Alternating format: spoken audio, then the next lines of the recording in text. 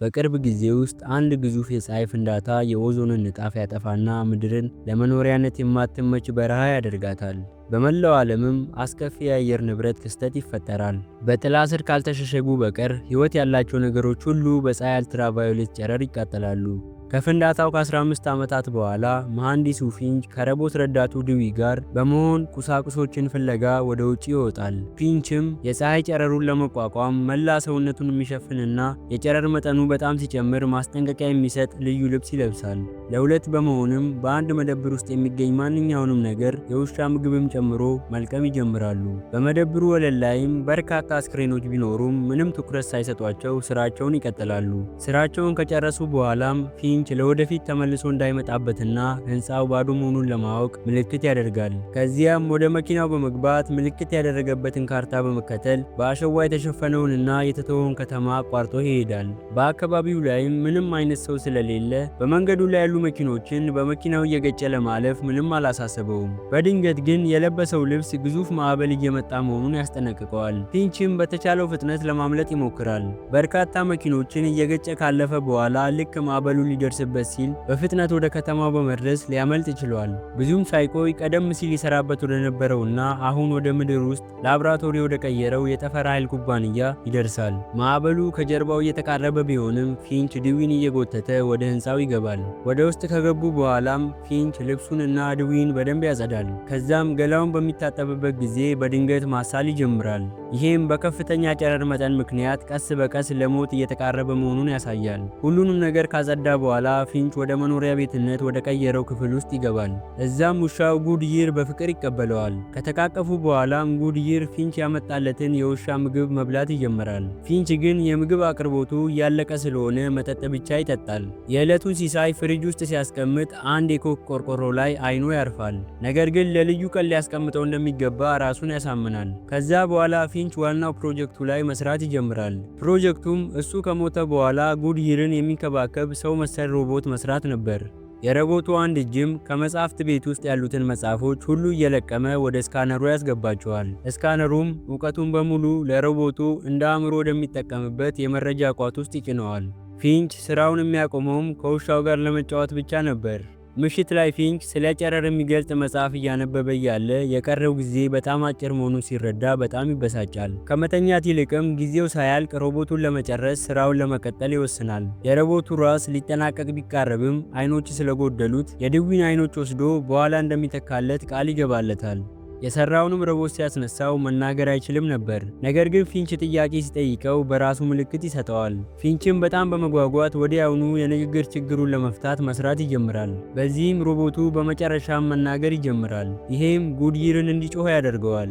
ለአዲሱ ሮቦትም ጄፍ የሚለውን ስም ያወጣለታል። ፊንች ካስገባቸው መጽሐፎች ያገኘውን የተለያዩ መረጃዎች በማንሳት ሮቦቱን ይፈትነዋል። ሆኖም ጄፍ ፊንች ያዘጋጀለትን መመሪያ መከተል አለበት። መመሪያውም ሰዎችን አለመጉዳትና የመሳሰሉት ሲሆን ከሁሉም በላይ አስፈላጊው ደግሞ አራተኛ ላይ ያለው መመሪያ ነበር። መመሪያውም ፊንች ከሞተ በኋላ ጉድይርን የመጠበቅና የመንከባከብ ግዴታ ነው። በዚህም ጊዜ በድንገት በህንፃ ውስጥ ያለው መብራት ይጠፋል። ፊንችም የንፋስ ኃይል ማመንጫውን እንደገና ለማስነሳት ወደ ውጪ መውጣት ነበረበት። ጄፍ ከጉድይር ጋር ለመጫወት ቢሞክርም ውሻው ግን በጄፍ እግሮች ላይ ይሸናል። በዚያ ቅጽበት ፊንች እጅግ ግዙፍ የሆነ ማዕበል እየመጣ መሆኑን ያስተውላል። ፊንች ወዲያውኑ ወደ ውስጥ በመግባት ጄፍን ከአየር ሁኔታ ጣቢያው ጋር ያገናኘዋል። አራት የተለያዩ ማዕበሎች በሚቀጥሉት 24 ሰዓታት ውስጥ እንደሚመጡና እርስ በርስ ተጋጭተው ለ40 ቀናት የሚቆይ ልዕለ ማዕበል እንደሚፈጥሩ ይገነዘባል። እንዲህ አይነቱን አደጋ ተቋቁመው መኖር ስለማይችሉ ፊንች በተሻለ ፍጥነት አካባቢውን ለቀው መውጣት እንዳለባቸው ይወስናል። በመጨረሻም የኮክ ቆርቆሮውን እየበላና ከአፍንጫው የሚፈሰውን ደም ችላ በማለት ካርታውን ይመለከታል። ብቸኛው አማራጫቸውም ወደ ምዕራቡ ወደ ሳን ፍራንሲስኮ መጓዝ መሆኑን ይረዳል። ከዚያም የጄፍን ሙሉ አካል ገንብቶ ይጨርሳል እና መረጃ የመጫን ፍጥነቱን ይጨምራል። የመረጃ መሰብሰብ ሂደቱም 72% ላይ ቆማል፣ ምክንያቱም ሙሉ በሙሉ ለመጨረስ ጊዜ አልነበራቸውም። የሮቦቱ አካልም ከራሱ ጋር ይገጠማል። ጄፍም በስኬት ይቆማል። ፊንችም እንዴት መራመድ እንዳለበት ያስተምረዋል። ይህም ጉድይርን ግን ይበልጥ እንዲጮህ ያደርገዋል። ጄፍ ጥቂት ጊዜ ቢወድቅም ብዙም ሳይቆይ አረማመዱን ይለምደዋል። በመጨረሻም ፊንች የሚያስፈልጋቸውን ነገሮች በሙሉ ይጠቀልላል፣ እንዲሁም የሰበሰባቸውን ፖስት ካርዶች ይይዛል። ዱዊ ከተለያዩ ነገሮች ጋር እየተጋጨ ስለተቸገረ ፊንች የደህንነት ካሜራውን በመጠቀም አዲስ አይኖች ይሰራለታል። ከዛም ሁሉም አንድ ላይ በመሆን በመኪና ተሳፍረው ጉዟቸውን ይጀምራሉ። በጉዟቸው ወቅትም በዙሪያቸው ያለ ሁሉ ቦታ ወደ በረሃነት መቀየሩን ይመለከታሉ። ፊንችም ቀደም ባሉት ጊዜያት ስለነበሩት የዱር አበቦችና ንቦች ይተርክላቸዋል። የጄፍ የራስ ቅል ውስጥ አንዲት የላላች ቁራጭ ብረት ስለነበረች በመጨረሻም አንድ ከተማ ሲደርሱ ፊንች እሱን ለመጠገን መኪናውን ያቆመዋል። ፊንች ስራውን በሚያከናውንበት ወቅት ጄፍ የፖስት ካርድ ስብስብ ይመለከታል። ፊንች ከአጎቱ የተላከለትን የሳን ፍራንሲስኮ ፖስት ካርድ ለየት ባለ ቦታ እንዳስቀመጠው ያስተውላል። ጄፍ የሲድኒን ፖስት ካርድ ተመልክቶት ወዶት ወደዛ መሄድ ቢፈልግም ነገር ግን ቦታው በጣም ርቀት ላይ በመሆኑ በምትኩ የጎልደን ጌትን ድልድይ ለማየት በመስማማት ጉጉቱን ይገልጻል። ጥገናው ከተጠናቀቀ በኋላም ፊንች ለፍለጋ እንደሚወጣ ይናገራል። በዚህ ጊዜ ዱዊ ፊንች ጄፍን ይዞት እንደሚሄድ ሲያውቅ ቅር ይለዋል። በመንገድ ላይ የተጓዙ ፊንች ለጄፍ እንዴት ጠቃሚ ነገሮችን መፈለግና መልቀም እንደሚቻል መሰረታዊ ትምህርት ይሰጠዋል። በመጨረሻም አንድ ሲኒማ ቤት ያገኛሉ። በሩ በሰንሰለት ተቆልፎ የነበረ ቢሆንም ጄፍ ግን እጅግ በጣም ጠንካራ በመሆኑ በሩን በጉልበት ነቅሎ ይከፍተዋል። በሲኒማ ቤቱ ውስጥም ጄፍ ለመጀመሪያ ጊዜ ራሱን በመስታወት አይቶ በጣም ይገረማል። ፊንችም አንድ ካርቶን ፈንዲሻ በማግኘቱ በጣም ይደሰታል። ፊንችም የፈንዲሻውን ከረጢት ወደ ውጭ ይዞት ይወጣና የፀሐዩ ሙቀት ምን ያህል ብርቱ እንደሆነ ለጄፍ ለማሳየት ይከፍተዋል። በጥቂት ሰከንዶች ውስጥም ፈንዲሻው በፀሐዩ ሙቀት መፈንዳት ይጀምራል። ይህ የደስታ ጊዜያቸው ግን ማዕበሉ እየቀረባቸው መሆኑን ሲያስተውሉ ይቋረጣል። ወዲያውኑ ወደ መኪናው ተመልሰው ከከተማዋ ይወጣሉ።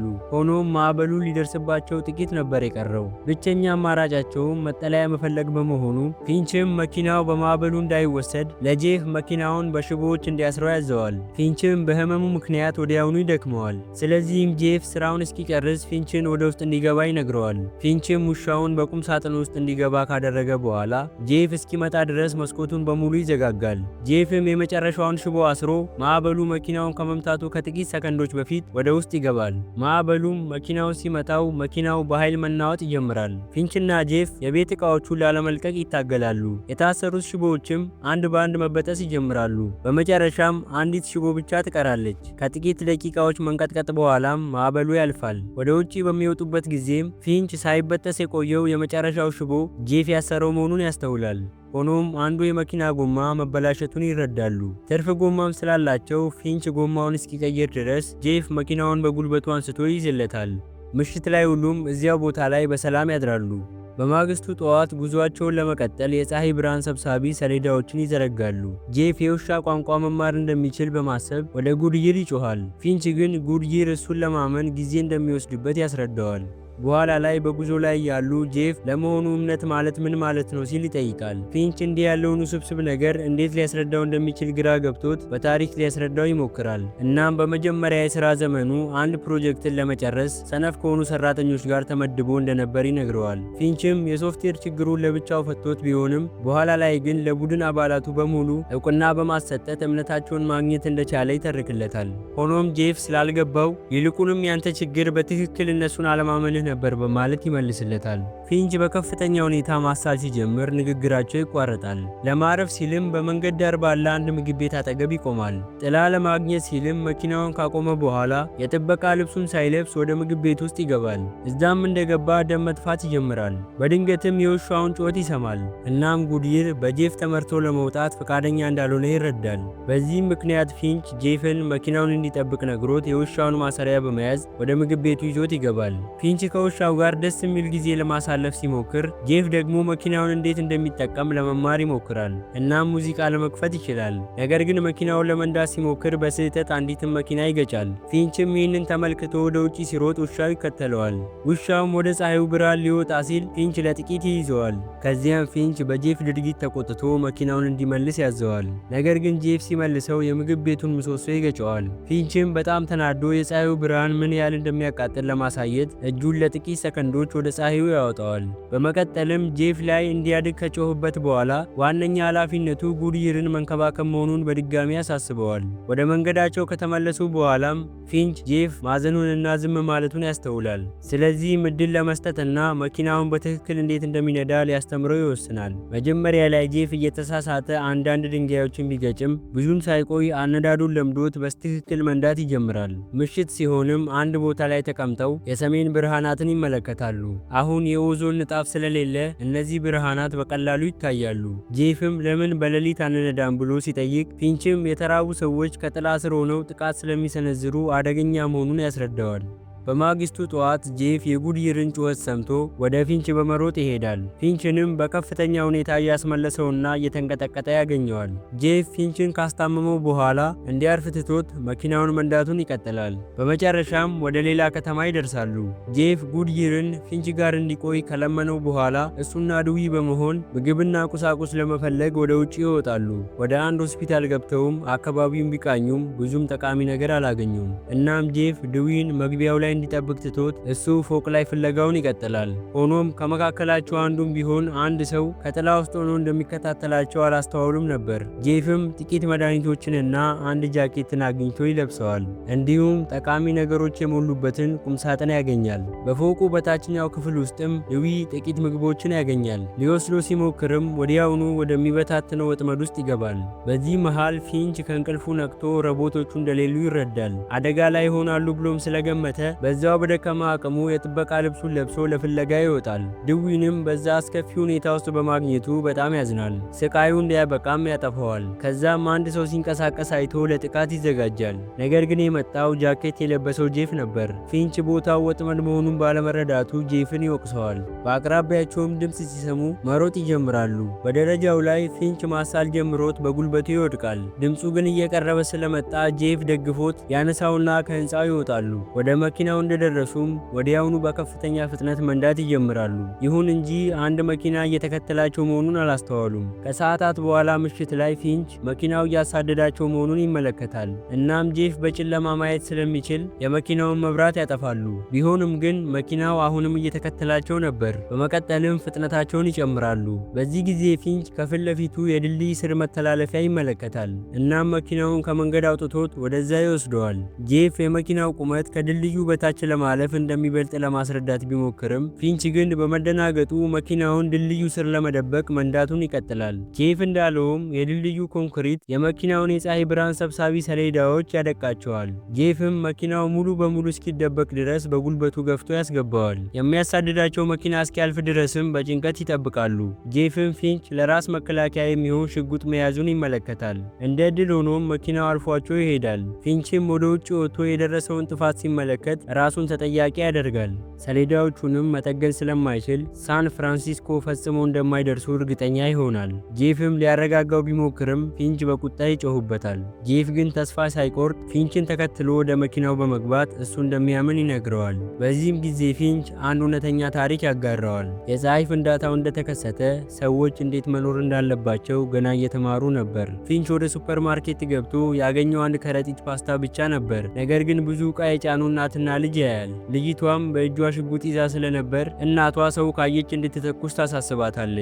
ፊንችም እንዳይተኩሱበት ተደብቆ ይቆያል። በዚያ ቅጽበት አንድ ያበደ ሰው የያዙትን ዕቃ እንዲሰጡት በጠመንጃ ያስፈራራቸዋል። እናትየዋም ለመከላከል ስትሞክር ግጭት ይፈጠራል። ግለሰቡም በተደጋጋሚ ተኩሶ እናትየዋንና ልጅቷን ይገላቸዋል። ፊንችም ከግርግሩ በኋላ ሲወጣ ሁለቱም መሞታቸውን ይመለከታል። ነገር ግን ከልጅቷ ቦርሳ ውስጥ አንድ ድምፅ ይሰማል። ቦርሳውንም ሲከፍተው በጣም የፈራ አንድ ትንሽ ቡችላ ያገኛል። ፊንች በዛ ቀን ነበር ጉድይርን ያገኘው። እናም ሊጠብቀው ቃል ይገባል። እንዲሁም ማንም ሰው ሊታመን እንደማይችል የተረዳው በዛ ቀን ነበር።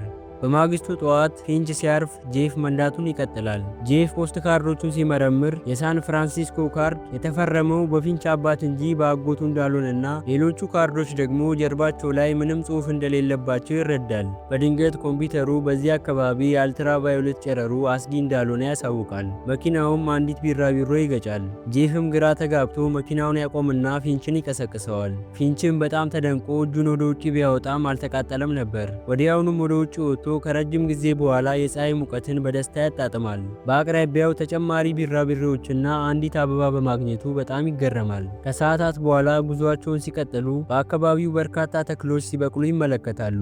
ይህንንም ለማክበር ፊንች ምርጥ ልብሱን ይለብስና መኪናውን አቁሞ በፀሐይ ብርሃን ስር ሽርሽር ያደርጋሉ። ጄፍም ትላንት ሌሊት ድልድዩ ላይ የነበረውን ቡድን በህልሙ ማየቱን ይናገራል። ይህም ፊንችን በጣም ያስደስተዋል፣ ምክንያቱም ጄፍ ማለም ጀምሯል ማለት ነበር። በመቀጠልም ጄፍ ፊንችን ስለ ፖስት ካርዶቹ ለምን እንደዋሸው ይጠይቀዋል። ፊንችም አዲስ ታሪክ ማውራት ይጀምራል። በልጅነቱ እናቱ አባቱ የቫይኪንግ ደም እንዳለበት ትነግረው እንደነበር በመንገር የቫይኪንግ የቀብር ስነ ስርዓት የሚያሳይ ምስል ያሳየዋል። አባቱም ፊንች ከመወለዱ በፊት ቤቱን ጥሎ የሄደው ድልድዮችን የሚገነባ መሐንዲስ ስለነበርና ለስራው ብዙ ስለሚጓዝ ነበር። ፊንች የ15 ዓመት ልደቱ ላይ በድንገት ያንን ፖስት ጋርድ እስካገኝበት ጊዜ ድረስ ከአባቱ ጋር ምንም አይነት ግንኙነት አልነበረውም። አባቱ አንድ ቀን ልጁን እንደሚያገኝ ተስፋ በማድረግ ጽፎለት ነበር። ፊንችም ለዛ ዳግም መገናኘት ብሎ ይህንን ያማረ ልብስ ገዝቶ ነበር። ሆኖም ከዚያ በኋላ ከአባቱ ምንም ወሬ ስላልሰማ የፖስት ካርድ ስብስብ ማደራጀት ጀመረ። በታሪኩ የተነካው ጄፍ ከፈጠኑ በ18 ሰዓታት ውስጥ የጎልደን ጌት ድልድይ ላይ መድረስ እንደሚችሉ በደስታ ይናገራል። ፊንች ግን በቅርቡ እንደሚሞትና እስከዛ ድረስ መቆየት እንደማይችል ያስታውሰዋል። እናም ጄፍን ለጉድይር ጥሩ እንክብካቤ እንዲያደርግለት ቃል ካስገባው በኋላ ኳስ በመወርወር ከውሻው ጋር እንዴት መጫወት እንዳለበት ያሳየዋል። ጄፍም ኳሱን ይወረውራል። ነገር ግን ጉድይር አሁንም ጄፍን ስለሚጠራጠር ኳሱን ሁልጊዜ ለፊንች ያመጣለታል። በድንገት ፊንች ደም ማሳል ይጀምራል። ጄፍም ሊረዳው እንደሚችል ሲጠይቀው ፊንች ቀድመህ ረድተኛል በማለት ይመልስለታል። ከዚያም የጄፍን እጅ ይጨብጠዋል። እናም ሞቅ ባለ ሁኔታ ይተቃቀፋሉ። ፊንችም ለማረፍ ወደ መኪናው ሲገባ ጉድይር አብሮት ይሆናል። ጄፍም እቃዎችን ለመሰብሰብ ውጪ ይቆያል። ፀሐይዋ ስትጠልቅ ግን የጉድይር ለቅሶ ይሰማል። በዚህም ምክንያት ፊንች ማረፉን እንረዳለን። ለወዳጃቸው ክብር ሲሉም ጄፍና ጉድይር የፊንችን አስክሬን ከልዩ የጥበቃ ልብሱ ጋር በማቃጠል የቫይኪንግ አይነት የቀብር ስነ ስርዓት ይፈጽሙለታል። መጀመሪያ ላይ ጄፍ ምን ማድረግ እንዳለበት ግራ ተጋብቶ ነበር። ነገር ግን ብዙም ሳይቆይ ውሻውን ለመንከባከብ የገባውን ቃል ያስታውሳል። ከዛም ጉድይርን ይመግበዋል። ኳስ በመወርወር ያጫውተዋል። ለመጀመሪያ ጊዜም ጉድይር ኳሱን ለጄፍ ይዞለት ይመጣል። አብረው በመጫወትም ግንኙነታቸውን ያጠናክራሉ። ከዚያ በኋላ ጉዞአቸውን ለመጨረስ በድጋሚ ይነሳሉ። በመጨረሻም ሳን ፍራንሲስኮ ሲደርሱ ጄፍ ለፊንች መታሰቢያ ያቆማል። ከዚያም ከጉድይር ጋር በመሆን የጎልደን ጌትን ድልድይ ለማየት ይሄዳሉ። በውበቱም በጣም ይገረማል። ነገር ግን ይበልጥ ያስገረመው ሰዎች ለወዳጆቻቸው የት እንደሚገኙ ለማሳወቅ የተዋቸው በርካታ መልእክቶች ነበሩ። ጄፍ ሌሎች በሕይወት የተረፉ ሰዎች መኖራቸውን ሲረዳ ለጉድይር እነሱን መፈለግ እንዳለባቸው ይነግረዋል። እናም ጄፍ የራሳቸውን ስዕል ያለበትን ፖስት ካርድ እዛ ከሰቀለ በኋላ ከውሻው ጋር በመሆን አዲስ ሕይወት ለመጀመር ሲጓዝ እያስመለከተን ፊልሙ እዚህ ጋር ያበቃል።